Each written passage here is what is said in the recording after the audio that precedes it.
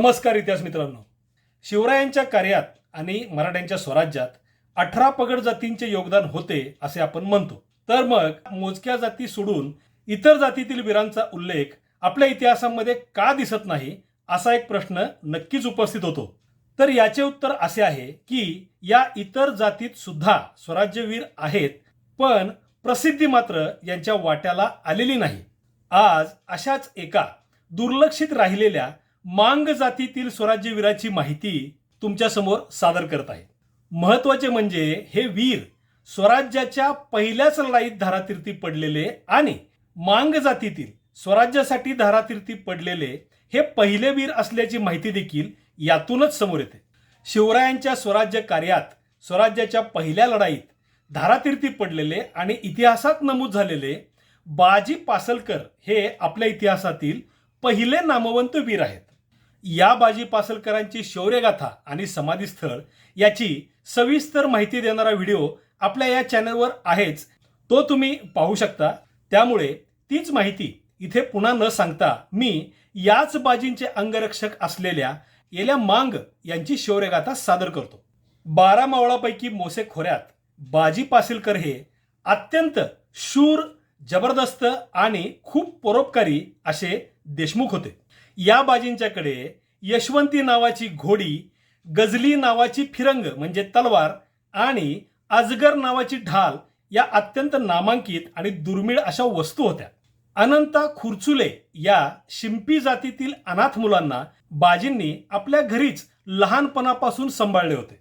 खंड्या महार आणि येल्या मांग हे 2 शूर लढवय्ये बाजींच्या सतत सोबत असत आणि ते बाजींचे अंगरक्षक होते. शेतकऱ्याची लक्ष्मी असलेल्या गाई बैलांच्या गोठ्यात येल्या मांग यांचा जन्म झाल्यामुळे त्यांचे आडनाव पडले होते गोठे. यल्लाजी शंकर गोठे हे त्यांचे पूर्ण नाव असल्याचे पासलकरांच्या पारंपरिक इतिहासातून आपल्याला कळते. बाजींच्याकडे असलेली यशवंती घोडी हस्तगत करण्यासाठी जावळीच्या चंद्रराव मोरेंनी बाजींच्या कुरडू येथे असलेल्या वाड्यावर माणसे पाठवून हल्ला केला होता. या अत्यंत थरारक घटनेवर बाजींच्याच पदरी असलेल्या यमाजी नावाच्या शाहिराने एक पोवाडा केला होता. हा पोवाडा करणाऱ्या यमाजींना खुद्द बाजींनीच बक्षीस देखील दिले होते. म्हणजेच हा पोवाडा समकालीन आणि अस्सल आहे. त्यामुळेच या पोवाड्यातील माहितीला अत्यंत महत्व आहे. तर या पोवाड्यात येल्या मांग आणि अनंता शिंपी यांचे शौर्य वर्णन केलेले आहे. याबरोबरच यल्लाजी गोठे उर्फ येल्या मांग यांची समाधी देखील सध्या अस्तित्वात असल्याने एक अनपेक्षित बाब आपल्या समोर येते. बाजी पासलकरांचा वीर मृत्यू, बाजींची समाधी आणि या यल्लाजी गोठेंची समाधी यांचा ऐतिहासिक माहितीशी आणि या समाधींच्या स्थानांशी मेळ घातला की एक अत्यंत मौल्यवान अशी माहिती आपल्या समोर येते. प्रथम आपण येल्या मांग यांचे त्या पोवाड्यात वर्णन केलेले शौर्य पाहूया. बाजी पासलकरांच्याकडे असलेली यशवंती घोडी धाड घालून हस्तगत करण्यासाठी जावळीच्या चंद्रराव मोरेंनी 500 लोकांच्या सह सोनू दळवी आणि विशेष म्हणजे बाजी पासलकरांचे जावई मरकतराव यांना कुरडूला पाठवले होते. 500 हत्यारबंद लोकांनिशी या दोघांनी बाजींच्या कुरडूमधील वाड्यावरती हल्ला केला. नेमक्या याच वेळी यल्लाजी मांग हे जवळच असलेल्या आपल्या सासूरवाडीला गेले होते. बाजींच्या वाड्यावर हल्ला झाल्याची बातमी कळताच यल्लाजी अत्यंत वेगाने येऊन कुरडूला दाखल झाले. या वेळेपर्यंत बाजींनी त्यांचे जावई मरकतरावांना स्वतःच नेस्तनाबूत केले होते आणि अनंत शिंपी हे सोनू दळव्याशी लढत होते. यल्लाजींना आलेले पाहताच सोनू दळव्यांनी आपला घोडा यल्लाजींच्या अंगावर घातला. हा त्यांचा हल्ला एका हाताने थोपवून धरून दुसऱ्या हातातील तलवारीने यल्लाजींनी सोनू दळव्याचे मुंडके छाटले आणि ते रुमालात बांधून बाजींना नजर केले. हल्लेखोरांचा पूर्ण बिमोड झाला. या प्रसंगावर पोवाडा करणाऱ्या बाजींच्याच पदरच्या यमाजी शाहिरांच्या हातात बाजींनी बक्षीस म्हणून 1.25 शेर सोन्याचा लंगर घातला. इथे हा पोवाडा संपतो.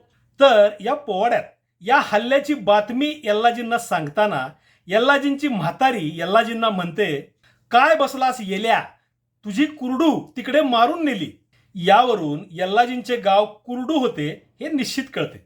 आता या पुढचा इतिहास पाहू आणि नेमका हाच इतिहास खूप महत्वाचा आहे. 1648 साली शिवरायांच्या सैन्याने विजापूरहून चालून आलेल्या आदिलशाही सैन्यावर सासवड जवळच्या खळद बेलसर या गावी अचानक छापा घालून मोठा हल्ला केला.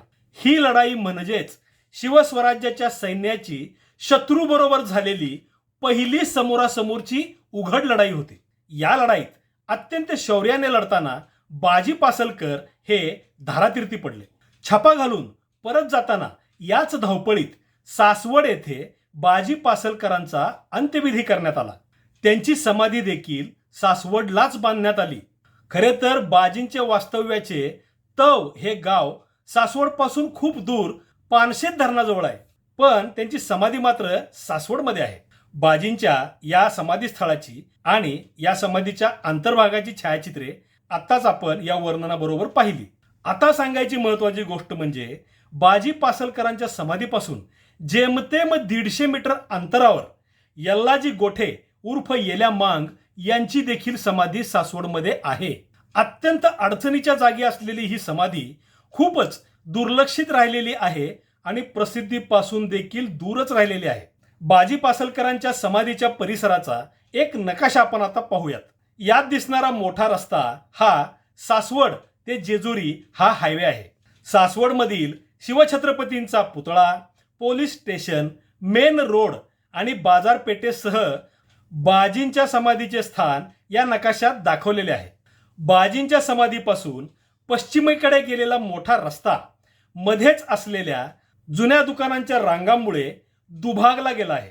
याच रस्त्याच्या मधोमध असलेल्या जुन्या दुकानांच्या रांगांमधील 2 इमारतींच्या मधल्या बोळात यल्लाजी गोठे यांची समाधी आहे. जेमतेम 3 फूट रुंदीच्या या अरुंद बोळात खालच्या फरशीलगत इमारतीच्या जोत्याखाली ही समाधी दडलेली आहे. समाधीच्या अगदी जवळ अगदी समोर गेल्याशिवाय ही समाधी नजरेला पडतच नाही. ही समाधी जुन्या इमारतीच्या दगडी बांधकामाच्या जोत्यामध्येच एका छोट्याशा दगडी कोनाड्यात आहे. या कोनाड्यातील शेंदूर लावलेले 2 दगडी तांदळे, त्याच्या समोर असलेला एक गुळगुळीत गोटा आणि एक जुनी दगडी पंती असे या समाधीचे स्वरूप आहे. ही समाधी इतिहासप्रेमी शिवस्वराज्य भक्तांच्या पासून आणि प्रसिद्धीपासूनच नव्हे तर इतक्या अडचणीच्या जागी असल्यामुळे सर्वांच्याच अक्षरशः नजरेआडच झालेली आहे. इथल्या जुन्या जाणकार स्थानिक दुकानदारांना ही यल्लाजी गोठे उर्फ येल्या मांग यांची समाधी माहिती आहे. मी स्वतः 7 वर्षापूर्वी या समाधीचे दर्शन घेऊन फोटो काढलेले आहेत. माझ्या 2019 साली प्रकाशित झालेल्या मराठ्यांची धारातीर्थ या ग्रंथात या येल्या मांग उर्फ यल्लाजी गोठे यांच्या समाधीचा फोटो मी बाजी पासलकरांच्या प्रकरणात छापलेला आहे. आता ही समाधी इथे सासवडमध्येच बाजींच्या समाधीपासून अगदी जवळच का आहे या प्रश्नाचे उत्तर आपल्याला खूप काही सांगते. बाजींच्या वास्तव्याची गावे म्हणजे तव आणि कुरडूगडाचे नाके, यालाच पोवाड्यामध्ये कुरडू म्हणलेले आहे. कुरडू जवळच यल्लाजींची सासूरवाडी होती आणि कुरडू हेच त्यांचे गाव होते. ही माहिती तर आपल्याला पोवाड्यामधूनच कळते. तर मग यल्लाजींची समाधी कुरडू ऐवजी सासवडमध्ये का आहे? तर बाजी पासलकरांची समाधी सासवडमध्ये आहे म्हणूनच यल्लाजींची समाधी देखील सासवडमध्येच आहे. याचा एक अर्थ तर स्पष्ट आहे, तो म्हणजे यल्लाजींचा अंत्यविधी सासवडमध्येच झालेला आहे. म्हणजे बाजींच्या बरोबरच यल्लाजींचाही वीर मृत्यू झाला असणार असा निष्कर्ष यातून काढता येतो. एक तर यल्लाजी हे बाजींचे अंगरक्षक होते, ते सतत बाजींच्या बरोबर असत. दुसरी बाब म्हणजे लढाईसारख्या अत्यंत धोकादायक आणि भयंकर जीव घेण्या अशा प्रसंगात बाजींचे हे अंगरक्षक त्यांच्याबरोबर असणारच हे निश्चित आहे. म्हणूनच बाजींच्या बरोबर लढतानाच ते धारातीर्थी पडले. बाजींच्या अंत्यविधी वेळीच त्यांचाही अंत्यविधी सासवडमध्येच झाला आणि यामुळेच यल्लाजींची समाधी बाजींच्या समाधीपासून जवळच सासवडमध्येच आहे हा निष्कर्ष यातून काढला तर तो बरोबरच होईल. सासवडमध्येच यल्लाजींची समाधी असण्यामागे हेच कारण आहे. मित्रांनो, आजच्या या व्हिडिओत मी माझे निष्कर्ष व ते कशावरून काढले ते मांडले आहे. तुम्हाला याबद्दल काय वाटते ते कमेंटमध्ये जरूर सांगा. दरवर्षी श्रावणात मातंग समाज या समाधीची वार्षिक पूजा करतो. इतर समाजातील लोक देखील यात सहभागी असतात. खरे तर इथे दिसेल अशा जागी यल्लाजी गोठे यांची शौर्य गाथा आणि ही त्यांची समाधी आहे असा किमान फलक तरी लावलाच पाहिजे. सारांश काय तर स्वराज्याच्या पहिल्या लढाईत नामवंत देशमुख असलेल्या बाजी पासलकरांच्या सोबत लढतानाच त्यांचे अंगरक्षक असलेले यल्लाजी गोठे उर्फ येल्या मांग हे देखील स्वराज्यासाठी लढतानाच वीरगती पावले. यातील लक्षात घेण्यासारखी गोष्ट म्हणजे स्वराज्यासाठी धारातीर्थी पडलेले यल्लाजी गोठे उर्फ येल्या मांग हे मांग जातीमधील पहिले वीर ठरतात. सर्व शिवस्वराज्य भक्तांसाठी आणि विशेष करून मांग समाजासाठी ही खूपच अभिमानास्पद आणि अत्यंत महत्त्वाची अशी घटना आहे. मित्रांनो, मांग जातीतील स्वराज्याच्या पहिल्या लढाईत धारातीर्थी पडलेल्या यल्लाजी गोठे उर्फ येल्या मांग यांची ही शौर्यगाथा आणि त्यांच्या समाधीस्थळातून कोणता इतिहास समोर येतो याची माहिती देणारा हा व्हिडिओ जर तुम्हाला आवडला असेल, यातील माहिती नवीन वाटली असेल तर तुमच्या परिचितांना या व्हिडिओची लिंक जरूर शेअर करा. व्हिडिओवरती लाईक आणि कमेंट करा. त्याचबरोबर आपले हे मराठेशाही प्रवीण भोसले यूट्यूब चॅनेल जरूर सबस्क्राईब करा. तर पुन्हा भेटूया पुढच्या व्हिडिओत. तोपर्यंत जय शिवराय, जय महाराष्ट्र धर्म.